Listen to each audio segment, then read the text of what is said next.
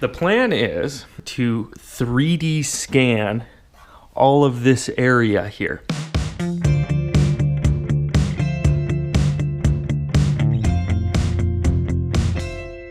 So now that this Turbo Loyale project is basically wrapped up, it's time to get back to the Eagle. I'll do a few more things here and there on the Loyale. I've got that rust hole to patch. Nothing super interesting until I may actually put a boost controller on it and turn it up a little more, just because I can. But so I don't know if anyone else has this, but for me, if I get an idea, it drives me nuts. I can't stop thinking about it, and I end up just having to go ahead and explore the idea to see it out to its end. So the front suspension on this thing has still been a bit of a question. You can see it's all torn apart right now. Initially, my thought that I had kind of settled on was to flip the lower ball joint upside down and fabricate a new upper control arm or modify an existing one. I had determined that a Mustang 2 upper might fit.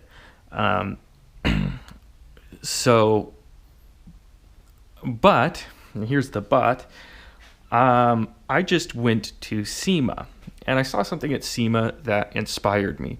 They had a company there that was called, I forget what they're called. Sorry, can't plug them because I forgot. But what they did is they made a kit for early Mustangs. Now, if you know AMCs, you know that this front suspension is essentially a knockoff of the early Mustang. And actually, I'd say it's a little better because the track rod is on this side instead of this side, which means that you can actually do anti-dive geometry here. And what they had done is they made a kit that allows you to convert it to McPherson strut. Now, McPherson strut on paper is a worse. This GoPro looks like it's drastically overexposed. If this is overexposed, I'm sorry. It's GoPro vision. Anyways, McPherson strut supposedly is a worse suspension than double wishbone. But the AMC front suspension is such a disaster geometry-wise that there's a lot to be improved. And what I'm really trying to balance here is time and money and fabrication in front suspension. So I want to engineer this to be something, ideally it'd be cool if I could share it and say, here's something you can replicate with, a few CNC plas cut flat metal and tube and kind of weld it together and call it a day. So what I'm looking at is converting this to McPherson strut using a Subaru knuckle. And the other reason I'm looking to do this is there's two things that it achieves. Number one, I already have a bunch of Subaru parts, and I have a nice Bilstein strut that would probably be about the right spring rate for this. So there's that. But the other thing is McPherson strut, as far as motion ratios are concerned, is nearly 1-to-1, where the stock control arm on this thing is about, it's almost 2-to-1. It's really bad. So what I would be able to do is put less force into the shock tower while using more spring rate. So that, to me, is a bonus. It increases the rigidity of this whole system. Anyway, so the plan is, and this is what this video is going to be about, is to take and actually make an effort to 3D scan all of this area here. And I'll do that using a technique called photo scanning. What photo scanning is taking a bunch of pictures of the area, photos, and then the computer will match points in the photos and determine the texture of it. So I wasn't sure how well this would work because obviously what I'm looking to do is make a dimensional scan. I want it to be dimensionally accurate. So what I did is I did this little test piece here. This is the upper control arm, obviously. It's nice and rusty, which for photo scanning is great because it provides all this texture and detail on the surface. So last night I went and I took a bunch of photos of this thing. You know, it's kind of like, you know, you take about photos from every angle and then get down low. And so I did that. I took about 30 photos initially, and I brought them into my computer, which I have out here in the shop. And I have it here now. Anyways, it shows where the cameras are, and it shows about where the detail it's picking up is. And I noticed there was kind of a void of detail along this area, so I went in and I took some more photos around this area, and I was able to fill in more detail. Then I ran the what they call the dense mesh compute, which is much more time consuming. There's the first step is what they call structure from motion, and that's where it kind of aligns all the cameras and figures out how they're aligned, what the parts shaped like, etc. And then there's your dense reconstruction, which uses the actual surface texture and matches that and generates the 3D point cloud, and then from a point cloud generates a mesh, then it textures it. So what I was able to do was create a 3D model of this, and it worked really well. I might throw up some images of that. But what I was able to do is I made these little markers on pieces of tape. So I knew, I wrote down this dimension here. It was 5.142 inches from these 2 points. Then, when I brought it into the computer, I scaled it so that that dimension was 5.142 inches. And this dimension was unknown. So what I did is then measured it in the computer and then measured it in real life. And sure enough, they matched. So what that tells me is that, you know, within a reasonable amount of error, this is an effective technique to go ahead and design suspension with. So what the plan is, there's a few assumptions that I'll have to make, but those assumptions aside, I'll be able to take and scan this fender well and turn it into a 3D model. So I'm going to assume that, you know, this line here is the, you know, parallel with the ground, and that this surface here is perpendicular to the ground, and then I'll measure across the frame rails so that I only have to scan this one side because the other side's all together still. So before I do that, obviously I need to clean up my junk pile here. This is out of control. And by clean up, I mean I'll probably push it further into the car. Okay, so I've got my junk pile cleaned up here, and I've kind of draped a piece of paper in the back here just to kind of simplify the background and add contrast so that the images can kind of grab onto the surface better. I've also tossed a light up in here. So what I want to do now is prepare the area for photo scanning. So the first thing I'm going to need is I need a known dimension. So, you know, whether I measure existing points on the chassis or set up some tape and do some dots. Probably I'll put tape on it. Now what my goal is with the alignment marks is I want to put them as far away from each other as possible, because your human error in measuring a point or drawing it is going to be a fixed distance, essentially. You're going to be able to go, okay, that looks like, yeah, about that in 1/16 or whatever, where the percentage error is going to be, well, the measurement error is going to be a percentage of the total dimension. So, you know, say I have a 2-inch piece here and I'm off 1/16 of an inch.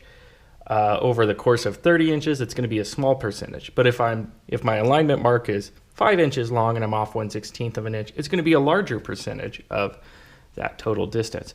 So what I'm going to do is probably put a piece of tape here, and I'll make a mark and I'll write down just directly on the frame rail what that distance is.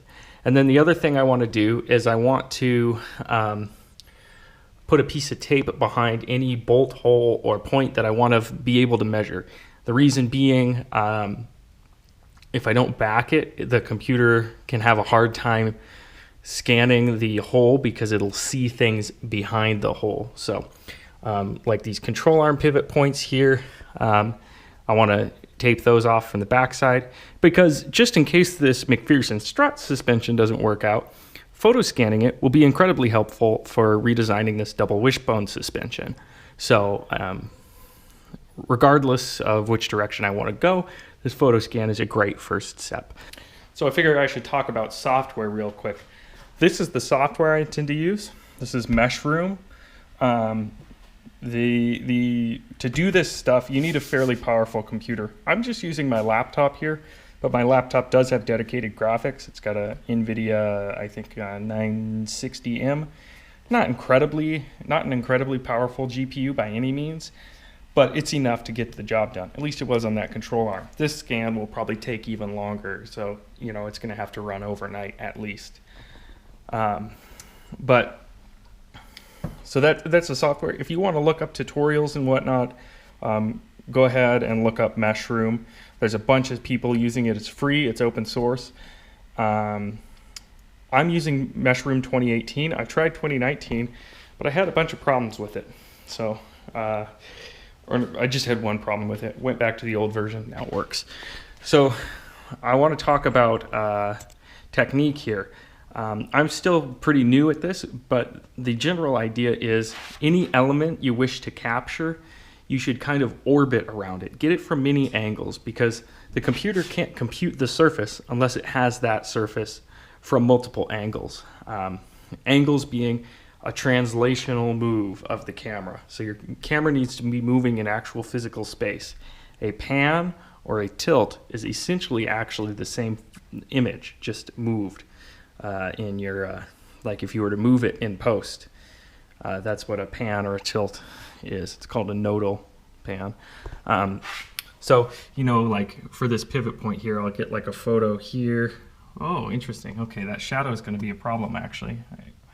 I may have to use ambient light actually to capture this, or something, something more like that. Anyway, for video purposes, we'll leave it there. But so, I want to get it from a high angle, from a low angle, from over here, from over here. Same with this, over there, there. And most importantly, up here, I want to be able to see the points where the studs come through, because that's important for designing whatever piece I may make to go in here for the McPherson strut. Or, if I decide to keep the stock spring, then using that, or the double wishbone. So basically, any element you want to capture, get it from many angles, and I'll show you once I do my photos what it looks like in the computer and how I'll evaluate the situation and move forward. Okay, I just finished taking photos. I forgot. I was going to set up a video of that, but I forgot. So here's my my preparation marks here. You can see they're 20 inches apart, as best as I could measure with a tape measure, because I don't have a a rigid measuring tool that's that long. And we've got that there, that point, and this point. Hopefully those will show up well in the scan. I actually don't really have to hope. I can know. So I'll show you that in a second. But I orbited around the control arm, I orbited around the track rod mount there, the inner pivot point. I got these control arm, or upper control arm points pretty good. Got the upper mount pretty good. And then I actually got a view that includes the fender lip. So hopefully I'll be able to completely mock up wheels and tires and everything all in 3D. That can be important because wheel and tire clearance is a concern here. I want to obviously make sure I have enough steering angle for one. But most importantly, when if I do end up abandoning this McPherson strut idea and going with a double wishbone setup, the Eagle suspension, or the Eagle steering knuckle here, you could see is so tall that even a 16-inch wheel is comes up to here on this knuckle. It's just massive, and so it doesn't drop back aggressive enough to provide great wheel clearance. You know, they could have designed this to go like this, which there's actually a lot of modern spindles that do that. There's even ones that go in and then come back out around the tire on like I think a lot of like Mercedes, like the LX platform, Chrysler cars, and like Trailblazers, I think, are all kind of like that. Then here's my S10 knuckle from that idea, which I kind of abandoned. Yeah, who knows? Maybe I'll come back to it. Depends on what we figure out there.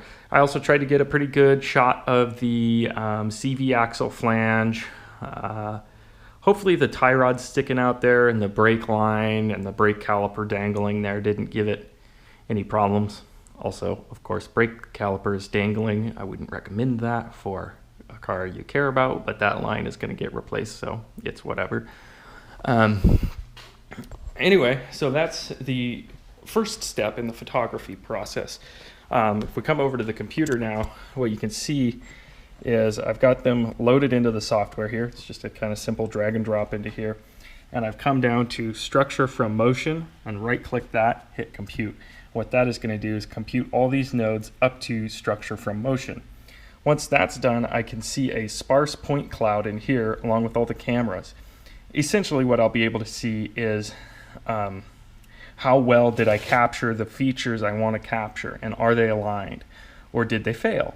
And from there, I can stop, take more photos, or if it's good, continue with the rest of the processing, which again, I'll probably have to do overnight because it's going to take a long time. So anyways, that's where we're at now. We'll come back when it's done processing the structure from motion and aligning the cameras, and we'll see how we did. Okay, structure from motion was done processing. I think that, probably took 30 minutes, maybe an hour. So what I see here now, by the way, the computer has no idea how your scene's oriented, so it's all usually at some sort of crazy angle. But you see, I actually have the shape of the fender opening here. That seems to have come in pretty well. And I've got a bunch of cameras all up in here. And you see all these they look like points. What the points are is that's areas where the software has had good feature matches, and so you can actually see, if you can see good enough here, this circular area looks like my strut top right there, so that should come in and scan pretty well. Let's see, what else do we have? It looks like the detail in the control arm pivot area is pretty good. Let's see. We have a ton of points on the lower control arm, so that's excellent. Actually, I'm quite surprised. And it looks like even some points up into the pivot points. So, and yeah, and actually some, looks like even some points here. This is the bump stop outrigger, and looks like even the CV axle flange in there. I think we're actually good to go. I think that was a little first try there. Not bad for a newbie photo scanner. So the next step, like I mentioned, is to go ahead and run the process. And like I said, that takes a long time. So I may wait until tonight to do that. Otherwise, I'm going to be sitting here waiting for a long time. The good news is about this stuff is with this software, the way it works, it's this node-based system, and the nodes, one flows into the next, but it's very cache-based. So when it's finished with a project, it has a file on the hard drive that's saved. So if I hit stop at any point, I can actually pick up from where I left off. So actually, I'm going to go ahead and click start right now. I'm going to just let it start computing, as many steps as it can until I need to use the computer again, at which point I'll stop it, do what I need to do, and then what I need to do, meaning watch YouTube videos, let's be real, and then I'll come back to it later, and hit go and finish it out. So that's basically it. The only other thing I was going to say is if it looked like there were some areas that were low on detail, what I would do is if you drag a new group of files in, it will either add them to the existing batch of images, or I think it was a selection called Augmented Reconstruction, which will create another set of nodes here that blends in that data with the existing data. So if you've already computed some of this already, your reconstruction augment will kind of run in parallel to it. So that's what I would have done had this not gone as well as it seems to have gone. But anyway, so that's step one of redesigning the front suspension. The other thing I might photo scan if I do go down the road of using the double wishbone suspension, I can photo scan this knuckle and get all those dimensions in there. As for using the Subaru stuff, I can grab one of the struts, photo scan that. I can pull in my Outback, which has the Subaru knuckle, which I probably would use, photo scan that. You know, it's like I can just start scanning stuff and pretty quickly come up with a little library of models to use in my thing. Well, it's a new day, it's the morning, and I just opened up my 3D software that I use, which is Blender. It's not like a CAD program by any means. It's more of a like a artistic style software. But check it out. Here is my model, and I think it actually turned out pretty good. You know, you can see up in the shock tower here. You can see the lower control arm right here pretty well. You can see the rear pivot point here. You can even see the brake line. You see the axle flange, and you can see the pivot point for the inner control arm well enough there. Obviously, this is totally an imperfect. This is absolutely an imperfect model here, but it's good enough, I think, to do basic engineering with. You can also see, of course, the fender, so that turned out well. Let's switch into textured view, and you can see, it'll probably take a while here to load. This mesh is incredibly dense, so there's a ton of detail. But there's the textured view, and you can see actually, you know, all of the image detail that we captured, including all the lighting and shadow. You can see my marking here, so I'll be able to scale off of that. See the axle flange, like I said. You can see the inner control arm pivot points, or the upper control arm pivot points. There's some holes, you know, there's problems in the mesh, but there's enough data here that I can grab the pickup points and the pivot points and all that out of this model, and even the fender clearance. So I think that was an incredibly worthwhile experiment and a great success. So now it's on to cleaning up this mesh and making it something I can actually use, and then yeah, we'll get started on engineering and see what I can come up with for front suspension. Cool.